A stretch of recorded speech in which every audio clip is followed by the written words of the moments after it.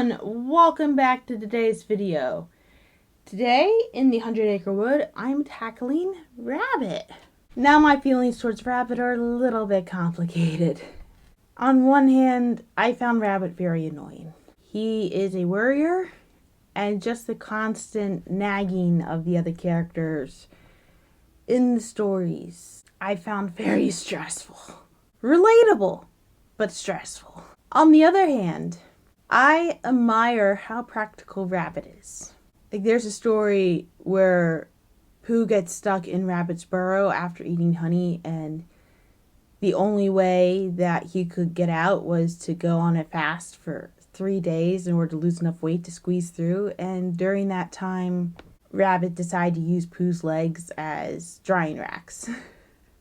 It's just very matter of fact, oh, you can't leave my house? Well, I'm going to make use for this. Probably the story with Rabbit that sticks out most in my mind. I don't remember most of the story. But what I do remember is Rabbit got into an argument with somebody, and he said something that wasn't very nice. It was probably to Tigger, because that seems to be Rabbit's main foil.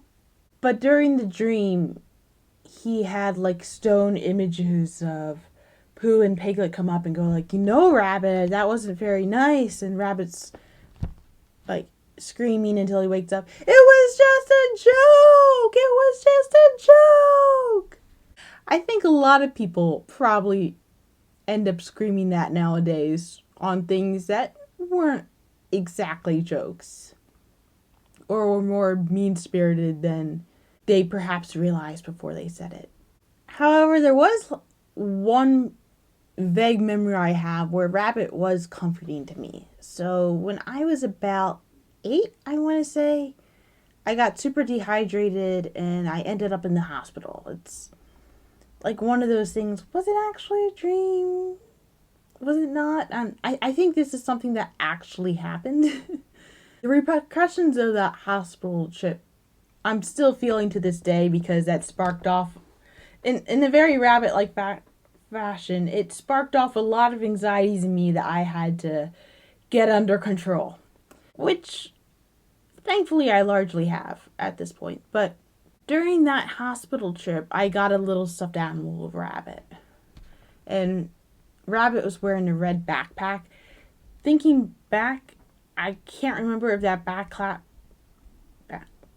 was supposed to be a clip or not. I gave it away a couple years ago, so I don't quite remember. But Rabbit is a delightfully complex character. It's kind of a shame that Rabbit wasn't originally a stuffed animal, you know? Many people know that Winnie the Pooh was a stuffed animal for Christopher Robin when Christopher Robin was younger, and he was then given other stuffed animals. Like when Tigger comes into the story, he was given a stuffed tiger. But I think the base was Eeyore, Piglet, Pooh, and Kangaroo. I think were the base stuffed animals. Maybe Kangaroo came later too. But neither Owl nor Rabbit were originally stuffed animals. They were just imaginary from the get-go. So it's kind of nice that we're actually going to be giving Rabbit a stuffed animal now. Anyway, I think it's time for the time lapse.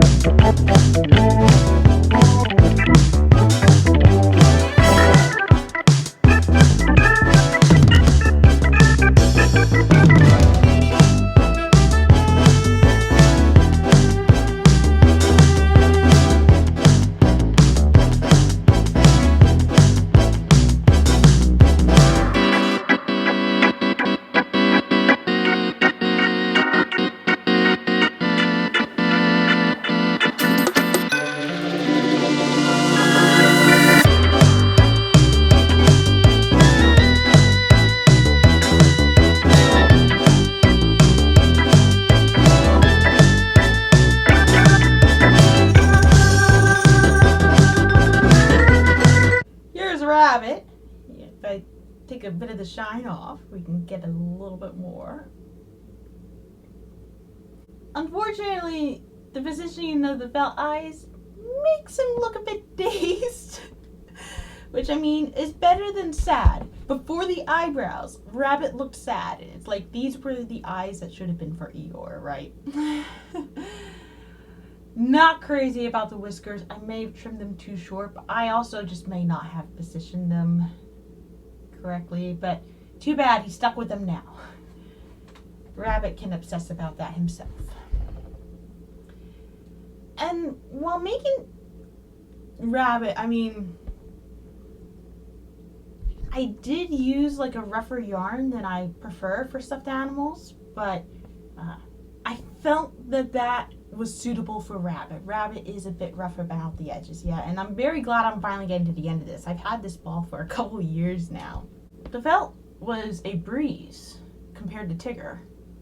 It's like only had to do it for the eyes. So that went relatively smoothly, and most of the felt was white, which meant I could actually draw on it, which was good. But despite that, Rabbit involved my least favorite yarn technique of all time, and that was the pom-pom. I am not a fan of pom-poms. I don't find them fun to make. I don't find them very secure, and they don't tend to look very good either. So I'm in a habit of not making pom-poms. But Rabbit has a tail. Like literally, he's related to like the cottontails. He's brought that up before in Winnie the Pooh lore. So I had to make it. So I did take an extra step. I had to flip out the top of his hair anyway, so just to make it match and to give it more of that fluffiness, I did unwind all the strings here. And I'm glad I did that, even though it was kind of tedious. It makes it look better overall. So I am happy with how this turned out, even though I'm not a fan of the pom-pom. And because of the way that I tied it, I am more confident that this is secure, provided that this doesn't end up in the hands of a little baby kid. Yeah. Like a 6-year-old could play with this Rabbit, and I don't have to worry about them choking on anything. Another way in which Rabbit kind of reflected his character was he has a lot of pieces on his head. There were 7 individual pieces on the head. There were like 4 individual pieces for the face, and then the nose and the 2 ears, and that's not including any of the details. And it's like, why does Rabbit need so much? Like, literally, can't we combine some of these pieces? But I can't deny that it looks like Rabbit, so I guess we trusted the designer here. Rabbit was a lot of work, but Rabbit puts in a lot of work in general, so I think it was worth it for Rabbit, honestly. I actually did find out that the story that I was talking about at the beginning of the video where Rabbit's screaming, it was just a joke! I went researching. That story is called Rabbit Marks a Spot. And it's half of an episode of The New Adventures of Winnie the Pooh, which is available on Disney+. I went poking around and it was like, I could see this. I could see what I was remembering. And it turns out the reason why Rabbit ended up having that nightmare is because Piglet, Tigger, Gopher, and Pooh decided they got this wooden ship on wheels, and they're riding it through the 100-acre wood, and they ride it through Rabbit's garden. No wonder Rabbit is annoyed. They are messing with his food supply. So he's like, they want treasure? I will give them treasure. So he fills a treasure chest full of rocks. He gives them a map, and then he's like, oh. And then they actually find it. And he's like, you're going to be mad at me when they find out it's rocks. They're going to feel like they got cheated. But when they actually open it up, spoiler alert here, everyone else loves it and thinks they found an amazing treasure because it's like, oh, I got a door opener. I needed one of these like nut smashers, things like that. And they give Rabbit one of the rocks as a doorstop. I can see why that story is stuck in my psyche all these years, quite honestly. That being said, when I originally saw it, I saw it on a TV that was a combination TV VCR player.